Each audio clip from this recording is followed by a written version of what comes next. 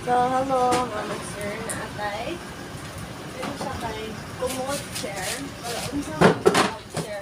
Ang commode chair kay pwede bath chair, pwede sad siya CR chair. So, bath chair, ikaliko ninyo, lingkod lang mo diha. Pwede man ni siya mabasa, so nindot ni siya, di siya dali madaon. So, if mag-upod, pwede sa niya siya, okay. CR chair, din siya, na siya bowl. Mamon sa man ko na pagyabo. So, walay problema, mga sir. O pagyabo ka, naatay balde, okay? So, balde lang ang katapat na atong pagyabo. O, diretso na tayo din ha. So, dito kaya ni siya, mamong sir, ang iyang hapong kilid, kaya na ay putangan sa inyong sabon, sa inyong panamugas, ana. So, wala dyan mo yung problema. Ang kaniyahang sa babaw, pwede siya iputon. So, pwede siya din ha, walay side arm. Pero itaod ng pani kay in kaso inyong gamiton. Okay?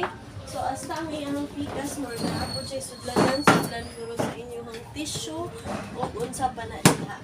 Okay? So, 2-3 na lang atong commode chair. Very nice. Very good condition.